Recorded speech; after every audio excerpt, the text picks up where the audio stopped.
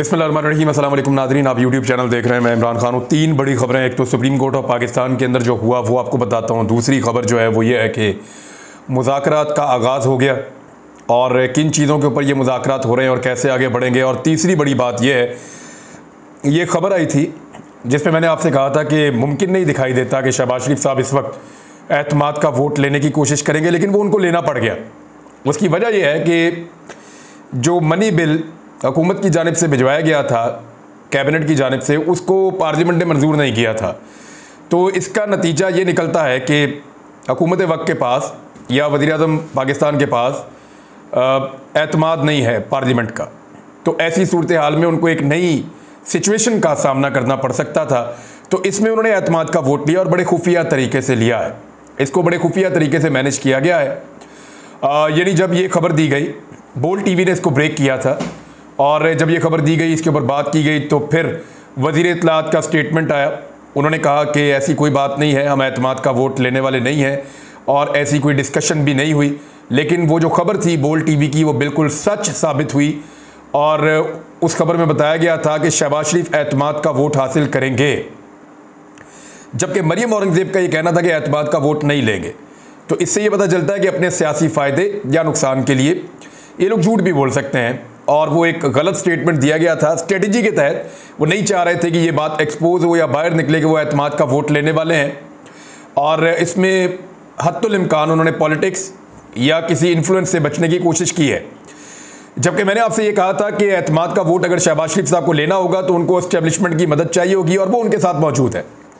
ये आज शायद बातें ना खुलें, बहुत अरसे बाद ये बातें खुलती हैं। जनरल बाजवा ने यह क्लेम किया था कि इमरान खान साहब ने जब एतमाद का वोट लेने का फैसला किया तो जनरल बाजवा बड़ी मुश्किल में पड़ गए थे, और इन्होंने काफ़ी अरसे के बाद बताया कि फिर क्या कुछ किया, मिन्नतें की, अराकीन की। इसी तरह से तमाम लोगों का पहुंच जाना ये इतनी आसान बात नहीं है। मैं नंबर गेम आपके सामने रख देता हूं। शहबाज शरीफ ने इतने वोट लिए हैं जितने वोट उनको वज़ीर-ए-आज़म बनने के बाद एतमाद के लिए नहीं मिले थे। उससे ज़्यादा वोट अब ले लिए हैं। अब कैसे ले लिए हैं, पहले आप नंबर देख लें। इसमें पाकिस्तान तहरीक इंसाफ के जो मुनहरिफ अराकीन हैं, उनका जो ग्रुप मौजूद है, उन्होंने वोट नहीं डाले। बाकी जो वोट्स हैं वो 181 बनते हैं मुबैना तौर पे। इसमें नून लीग के पास 85 हैं। पीपल्स पार्टी ने कुछ सीटें जीती हैं। जब पीटीआई की कुछ सीटें खाली हुई तो उसमें पीपल्स पार्टी ने कराची में एक सीट जीती। बेशक जैसे भी जीती उन्होंने जीती। एक सीट उन्होंने शाह महमूद कुरैशी की बेटी को शिकस्त दी और वो सीट जीती मूसा गिलानी ने, तो वो भी उनकी एक कामयाबी है पीपल्स पार्टी की। तो 2-3 सीटें उनकी बढ़ गई हैं, वो 58 पे हैं। एमएमए जो है वो फजल रहमान साहब की पार्टी 13 पे है, और एमक्यूएम 7। बलूचिस्तान अवामी पार्टी, उन्होंने फिर से वोट डाला है, 5 उनके पास हैं। पहले उनका एक वोट नहीं मिल रहा था। और बलूचिस्तान नेशनल पार्टी, मेंगल साहब जो हैं वो कहते हैं कि बहुत उनके तहफ़्फ़ुज़ात हैं हमेशा से, लेकिन इस हुकूमत के मौजूदगी में उनका एक भी तहफ़्फ़ुज़ दूर नहीं किया गया, लेकिन फिर भी उन्होंने इनको वोट डाला है। 4 वोट उनके हैं, एमक्यूएम के 7 हैं, काफ लीग के 3 हैं, इसी तरह एएनपी का 1 वोट है, जमहूरी वतन पार्टी का 1 वोट है, 4 आज़ाद उम्मीदवार हैं। तो 180 के करीब वोट उनको पड़े हैं और शहबाज शरीफ ने एतमाद का वोट ले लिया है। अब ये पार्टीज़ के अंदर बहुत सारे इख्तलाफात मौजूद थे, बहुत सारी चीज़ें ऐसी मौजूद थी जिनके ऊपर बहुत सारे लोग वोट नहीं भी डालना चाहते थे। पीएमएलएन के अंदर भी इख्तलाफात थे, लेकिन फिर किस तरह वोट डले, वो जो एस्टेब्लिशमेंट का जादू है वो कुछ हद तक चला है, और उसके बाद शहबाज शरीफ साहब ने एतमाद का वोट ले लिया है। अब ये एतमाद का वोट ये बता रहा है कि ये हुकूमत अभी मज़ीद इसको प्रलॉन्ग करना चाहती है, अभी इक़्तिदार को लेकर चलना चाहते हैं, और इनका रिज़ाइन करने का कोई इरादा नहीं है या असम्बलियाँ तहलील करने का फ़िलहाल कोई इरादा दिखाई नहीं देता। एक तरफ तो ये आप चीज़ देख लें, उन्होंने अपने अगले कुछ दिन जो हैं वो सिक्योर किए ये करके कि हमने एतमाद का वोट ले लिया है, और अगर असम्बलियाँ तहलील भी करेंगे तो वो ये कहेंगे एतमाद का वोट हमारे साथ था, इसलिए हमने असम्बलियाँ तहलील की, हम कमज़ोर नहीं थे। तो ये पॉलिटिकली इम्पोर्टेड हुकूमत का एक ज़बरदस्त कारनामा है। उन्होंने एतमाद का वोट हासिल कर लिया है। फवाद चौधरी ने यह क्लेम किया था कि इनके बाद 160 बंदे हैं और 20 बंदे ये पीटीआई के शामिल करेंगे जो मुनहरिफ अराकीन है उनका ग्रुप बना के, और वो गलत होगा, लेकिन वो नहीं हुआ और वो करना नहीं पड़ा उनको। उनके अपने बंदों के वोट पड़ गए। पाकिस्तान तहरीक इंसाफ का वोट वहाँ पे काउंट नहीं हुआ, और ना तहरीक इंसाफ की जो अपोजिशन के लोग हैं उनको वहाँ पे वोट डालना पड़ा या शहबाज शरीफ को एतमाद का वोट देना पड़ा। तो इस तरह शहबाज शरीफ साहब ने एतमाद का वोट ले लिया। पॉलिटिकली उनका इसका फ़ायदा होगा, लेकिन क्या वो इस हुकूमत को लंबा चला पाएंगे? जरा सुप्रीम कोर्ट ऑफ पाकिस्तान के मामले की तरफ आ जाएं। सुप्रीम कोर्ट ऑफ पाकिस्तान का मामला यह है कि सुप्रीम कोर्ट ने कुछ चीज़ें बड़ी क्लियर कर दी हैं आज। अब सुप्रीम कोर्ट ने कहा यह कि मुज़ाकरात पर मजबूर नहीं कर सकते हम, अदालत का हुक्म नहीं है मुज़ाकरात, ये सिर्फ तजवीज़ है। ये जवाब है उस बात का जो पीडीएम की जमातें हैं, शहबाज शरीफ साहब वगैरह सारे रोला डाल रहे थे कि अदालत पंचायत ना लगाए, अदालत जो है वो ज़बरदस्ती मुज़ाकरात के ऊपर मजबूर ना करे, और ये चीज़ें बार बार कही जा रही थी। तो ये उसका सुप्रीम कोर्ट ऑफ पाकिस्तान ने बड़ी क्लैरिटी के साथ कह दिया, मुज़ाकरात करने हैं तो करो, नहीं करने तो ना करो। ये हमारी जानिब से एक तजवीज़ ज़रूर है, लेकिन ये हम कोई हुक्म नहीं दे रहे कि आप मुज़ाकरात करें। हुक्म वही है सुप्रीम कोर्ट ऑफ पाकिस्तान का जो हुक्म है 14 मई को इंतखाबात करवाने के हवाले से। उमर ता बंदयाल साहब की सरबराही में जस्टिस एजाजुल एहसन, जस्टिस मुनीब अख्तर, इस बेंच ने सरबराही में इस बेंच ने जो सुनवाई की है, समाअत हुई है। अटॉर्नी जनरल ने आगाह किया कि 19 अप्रैल को हुकूमत और अपोजिशन में पहला राब्ता हुआ था, 26 अप्रैल को मुलाकात पर इत्तफाक हुआ, 25 अप्रैल को एयाज सादिक और ख्वाजा साद रफ़ीक की असद कैसर से मुलाकात हुई, मगर असद कैसर ने बताया कि वो मुज़ाकरात के लिए बाइख्तियार नहीं है या वो उस कमेटी के मेंबर नहीं है जो मुज़ाकरात कर रही है। मंगल को मीडिया से मालूम हुआ कि शाह महमूद कुरैशी मुज़ाकरात के लिए बाइख्तियार है। फिर चीफ जस्टिस ने रिमार्क्स दिए कि चेयरमैन सेनेट ने हुकूमत के नुमाइंदे हैं, ना अपोजिशन के हैं। चेयरमैन सेनेट तो दोनों तरफ नहीं है, वो इजलास बुलाएंगे, इसमें भी वक्त लगेगा, यानी वो मुज़ाकरात करवा रहे हैं तो उसमें भी वक्त लगेगा, उनका मैंडेट एक अलग चीज़ है। हुकूमत मुज़ाकरात पर संजीदा है तो खुद कदम उठाती, मुज़ाकरात करने पर अदालत मजबूर नहीं कर सकती, ये क्लियर किया चीफ जस्टिस ने। अदालत सिर्फ आइन पर अमल करवाना चाहती है ताकि तनाज़े का हल निकले। अदालत को कोई वजाहत नहीं चाहिए, सिर्फ हल बताएं। अदालत सिर्फ आइन पर अमल चाहती है ताकि तनाज़े का हल निकल आए। शाह महमूद कुरैशी ने बताया कि हुकूमत के असरार पर अदालत ने सियासी इत्तफाक़ राय के लिए मौका दिया था, मगर पीडीएम में आज भी मुज़ाकरात पर इत्तफाक़ राय नहीं है। पीटीआई ने मुझे, फवाद चौधरी को और अली ज़फ़र को मुज़ाकरात के लिए नामज़द किया, लेकिन तहरीक इंसाफ के साथ कोई राब्ता नहीं किया गया। आज तक मुझसे किसी ने राब्ता नहीं किया, बस चेयरमैन सेनेट ने गुज़िश्ता रोज़ फ़ोन पर कहा वज़ीर आज़म के असरार पर राब्ता कर रहा हूँ, मगर चेयरमैन सेनेट ने सिर्फ सेनेटर्स के नाम मांगे हैं, वो मुज़ाकरात के अंदर वहाँ पर भी संजीदगी नहीं है। शाह महमूद कुरैशी ने कहा कि अदालत में ज़ेर समाअत मामले को पार्लिमान में ज़ेर बहस नहीं लाया जा सकता।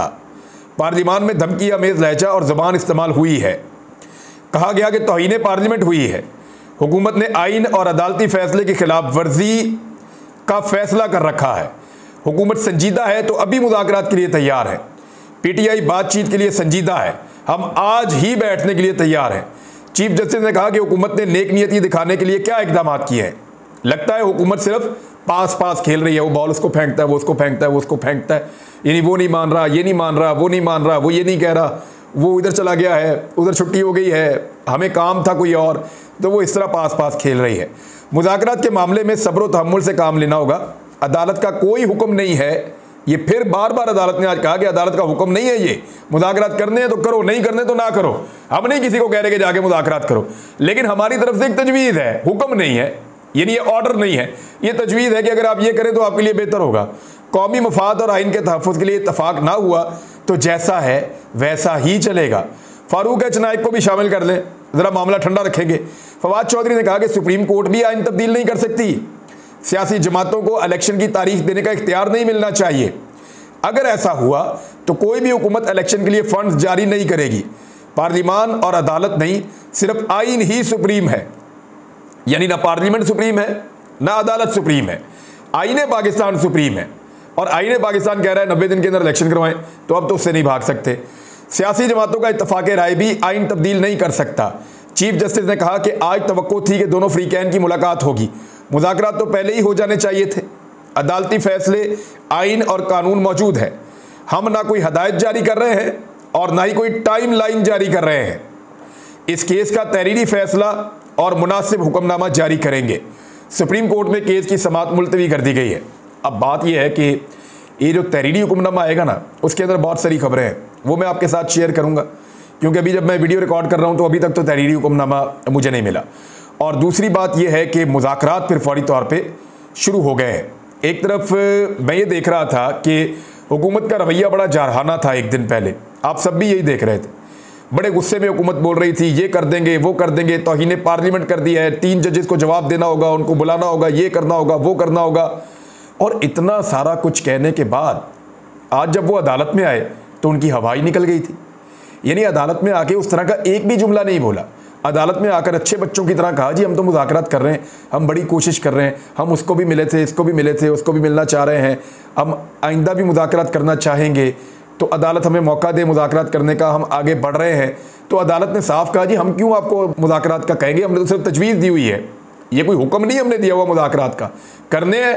यानी अदालत के कहने का मतलब ये है कि मुज़ाकरात करने करो, नहीं करने ना करो। हमारा हुक्म है 14 मई को इलेक्शन करवाने का।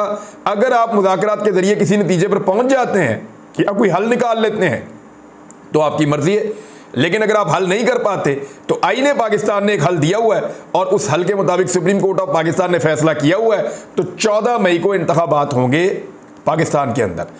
अब ये जो चीज़ है ये अभी तक इंटैक्ट है। देखना यह है कि तहरीरी हुक्मनामे के अंदर क्या चीज़ें आती हैं।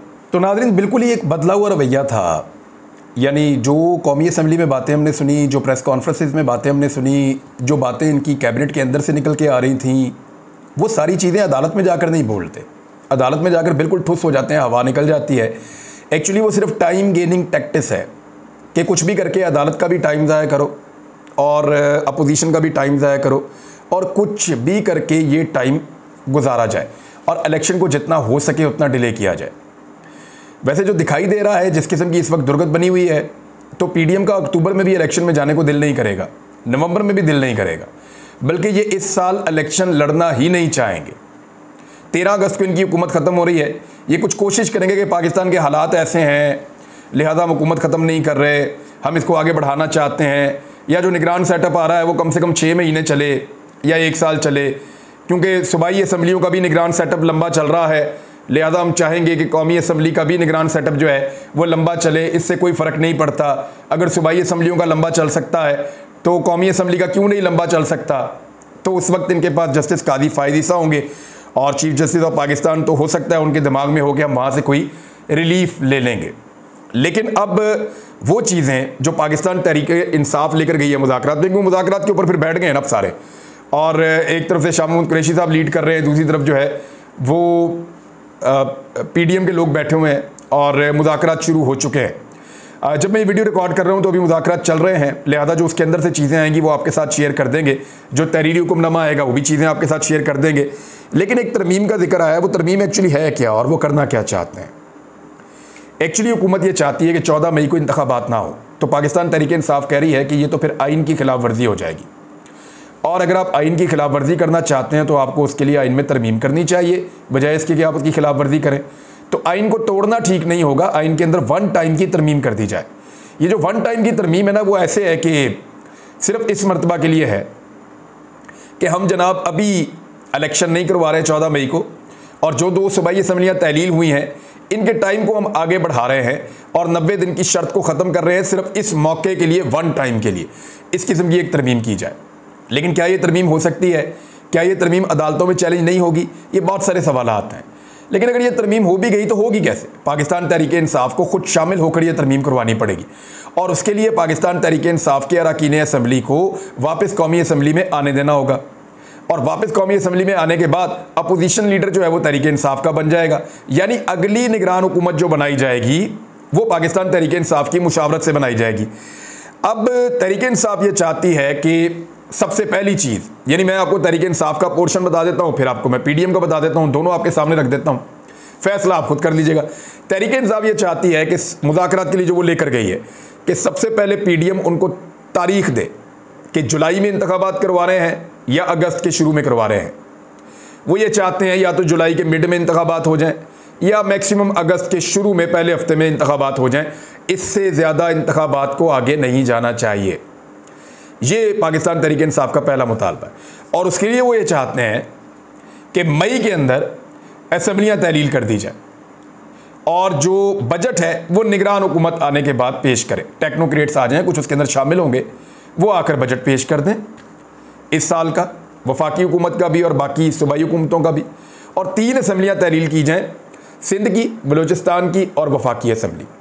ये तीनों तहलील करने के बाद इलेक्शन की तारीख दी जाए कि जुलाई की किस तारीख को होगा या अगस्त की किस तारीख को होगा, और इसके लिए भी कि 2 सूबों की जो असम्बलियाँ तहलील हो गई हैं इनको अब आगे लेकर जाना है इकट्ठे इलेक्शन के लिए, तो इकट्ठे इलेक्शन के लिए आइन में वन टाइम की एक तरमीम की जाए कि जनाब हम मजबूरन इसको इसलिए इस वक्त कर रहे हैं कि बाकी जमातें चाहती हैं कि एक साथ इलेक्शन करवाए जाए, लिहाजा एक साथ इलेक्शन करवाने के लिए हम ये एक तरमीम कर रहे हैं और ये इंतखाबात एक साथ होंगे और इस टाइम पीरियड में हो जाएंगे और इसके बाद फिर असम्बली तहलील कर दी जाए। लेकिन इस काम के लिए तहरीक इंसाफ को असम्बली के अंदर आना पड़ेगा और बाकी फैसलों के अंदर शामिल होना पड़ेगा। तो ये तो है तहरीक इंसाफ। अब आ रहे हैं पीडीएम की तरफ।